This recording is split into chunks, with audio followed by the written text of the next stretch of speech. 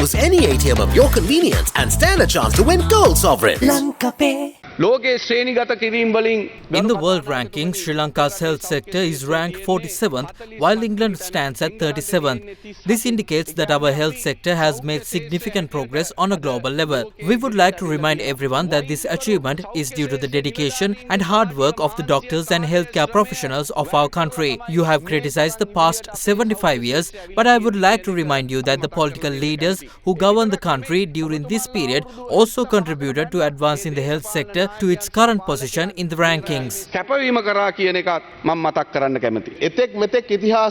We can proudly state that this year we have allocated the highest budget in Sri Lanka's history for the health sector. Within the next few months, we expect to invest 604 billion rupees in the healthcare system for the benefit of the people of this country. Through discussions with pharmaceutical manufacturers and importers, we aim to significantly reduce medicine prices. To achieve this, we are formulating a pricing mechanism and hope that manufacturers and importers will support us in reducing costs. It is important to remember that doctors have been trained in this country since the time of Governor Sir James Longden. From then until now, under various governors and governments for 150 years until the tenure of former President Ranil Wickremesinghe, the basic salary for preliminary grade doctors was gradually increased to 54,290 rupees. Within just 4 months of assuming office, we have further increased it by 40,000 rupees, raising the basic salary to 94,000 rupees.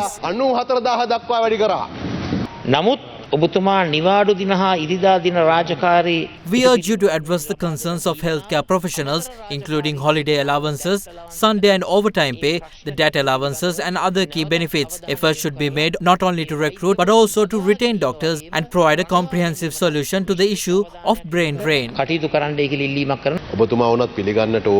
You must acknowledge that we have granted significant salary increments. We are providing higher allowances for overtime and extra duty. However, it is important to recognize that these benefits must be provided in accordance with the country's economic capacity.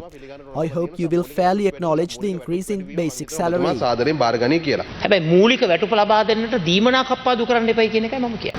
of healthcare of a urban, middle and lower middle class population of Colombo Central, which I represent, the general health of the population is already compromised due to the strangulated economic conditions of its people. Many are families where both parents have to work mostly as informal day wage earners. They usually end up seeking health care from dispensaries and pharmacies in the vicinity for the only reason that they may have, number one, a language barrier when they go to the state health institutions. The long delays that people have to endure at outpatient departments. This makes it necessary for the parents to stay away from work, and as I mentioned, many of them are day wage earners. I am certain that the digitalization process initiated by the government would ease such delays and streamline the services, cutting down on the time the patients have to stay at the OPD. Another contributory factor that greatly contributes to the infirmity and sickness in the people of urban areas I mentioned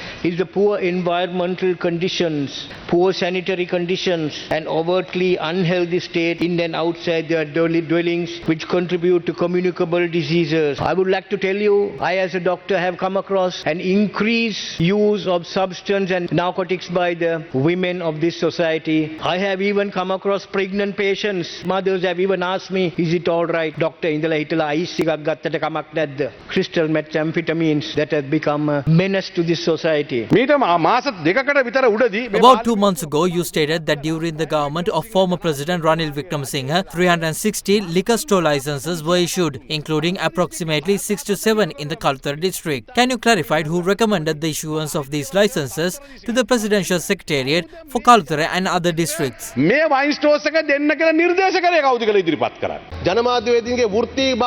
plan to establish a chartered institute to enhance the professionalism of journalists in the country. This initiative has been pending for some time. We have allocated 25 million rupees for this purpose and will introduce a national media policy expected to be released by June this year. Additionally, we will offer 1,000 scholarships for journalists, with funds being allocated to support this initiative.